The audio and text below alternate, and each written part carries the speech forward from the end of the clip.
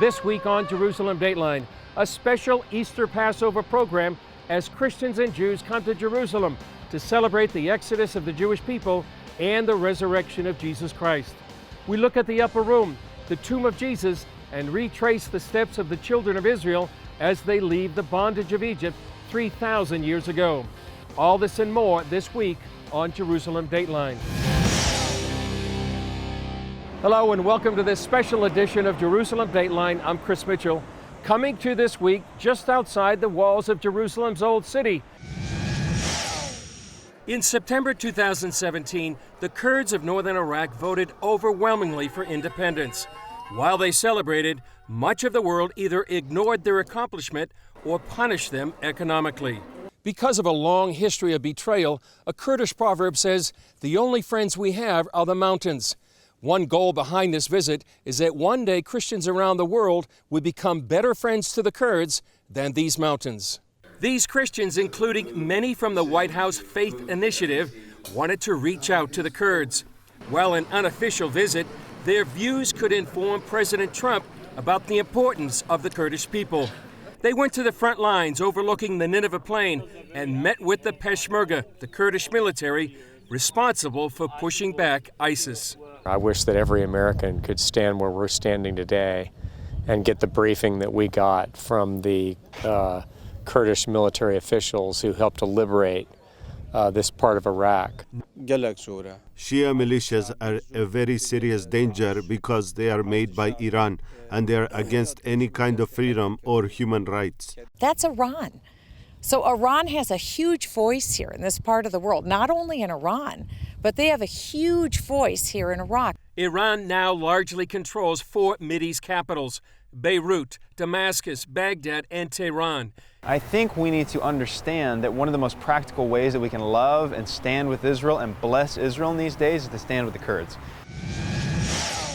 Researcher and author Harry Moskoff took CBN News through the Western Wall tunnels, up to the ramparts of the Temple Mount, and into the chambers surrounding Judaism's holiest site. Moskoff took us to the spot where he believes the Ark lies. This particular section of the Western Wall is really fascinating, actually, because this stone is 570 tons.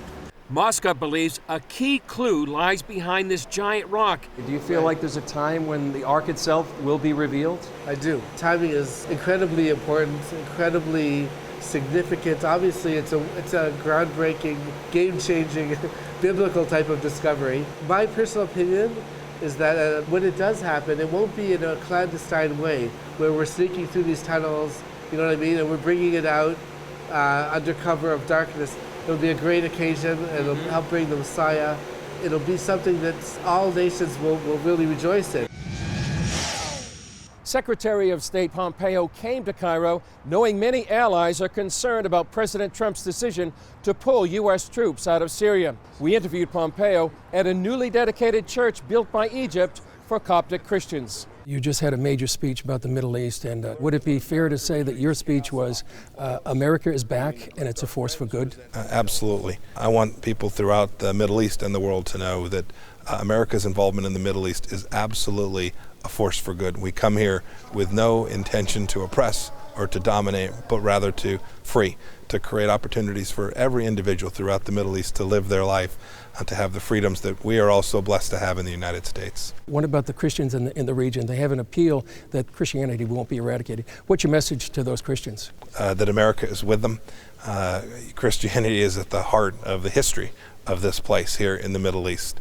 All you got to do is grab a Bible and read the places and the names that Christians have been central to the Middle East. We want to make sure that they continue to have opportunities and freedom, and for Christian churches to grow. Our message is simple, is that we stand for religious freedom every place American diplomacy is at work. Only one U.S. ambassador in history holds the distinction of serving in Israel's capital, Jerusalem, David Friedman.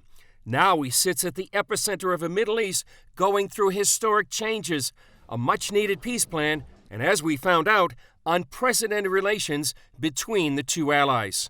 The Trump administration is the most supportive administration with regard to Israel in American history. An observant Jew Friedman often sees his role through the lens of Scripture and showed me a constant reminder of how he hopes to serve as ambassador, a painting of the sin of the 10 spies from the book of Numbers. I've got this painting to remind me that the one sin I hope not to commit while I'm here is the sin of the spies, not to have faith, confidence, and vision. I think those are the qualities that really are essential for me to do my job the right way. And as a diplomat, Friedman sees God at work. I try to look at everything from a lens of what is best for the United States. That's my job. I represent the United States. Look, we are a nation under God. We're built on Judeo-Christian values, and much as I try, I cannot help but see the majesty of God's work in all the miracles that happen in this incredible country. Above ground, it's quiet and peaceful, but underground, Hezbollah was planning for death and destruction. We're standing in the tunnel right now and just a few feet from the Lebanese border. This tunnel is called Ramia, named after the village where the tunnel began. It was the most difficult for the IDF to discover. It's also the longest and the deepest, the equivalent of a 22-story building built underground. The workmanship you see here is all done by Hezbollah. This tunnel took years to construct and millions of dollars to build, much of it supplied by Iran. You can see the remains of a rail system that Hezbollah had in place, which is what they used in order to bring equipment up. This would attach to an electric drill, power drill, that would drill like this.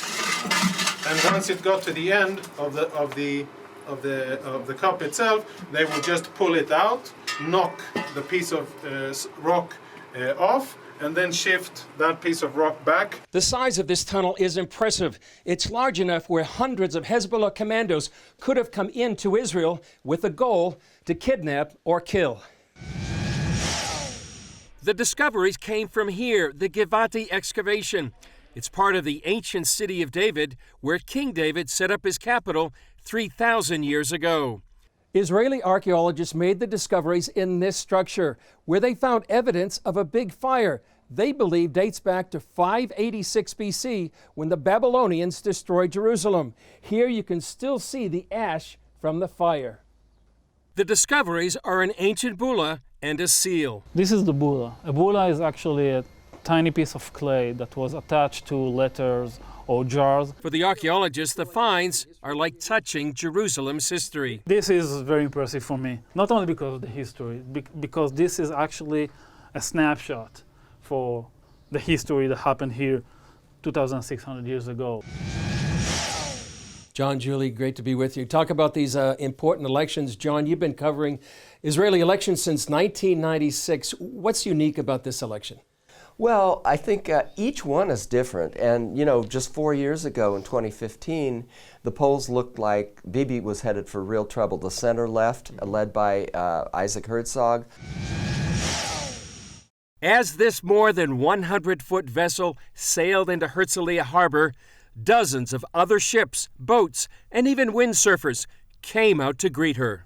I saw this whole fleet coming towards us from Herzliya. It's like, how many are they going to be? We thought maybe 2, 4, 5. And in the end, we were just surrounded all around with all these small and large ships. The name of the ship is called Alida, and it sailed from Sweden for 2 reasons. We want to show solidarity with 2 groups. First of all is the Christian minorities in the Middle East that are about to go extinct. And so we're trying with this sail to raise our voice to say, listen to them. This is the cradle of Christianity itself. And Christians are almost going extinct. Then, where can we sail with this message? And the only answer is Israel. Because first of all, it says Jesus, sailing for Jesus on the side. There's no other country in the Middle East that would open up their ports for us. The inspiration came to Captain Stefan Abramson in 2017 when a waiter told him, "You are a Christian, you are a Swedish guy, and you love Israel. I have never ever met a person like that." And then I said, "Hello. We are a lot of people in Sweden who loves Israel." That's all for this edition. Remember, you can follow us on Facebook, Twitter, Instagram, and YouTube. I'm Chris Mitchell. We'll see you next time on Jerusalem Dateline.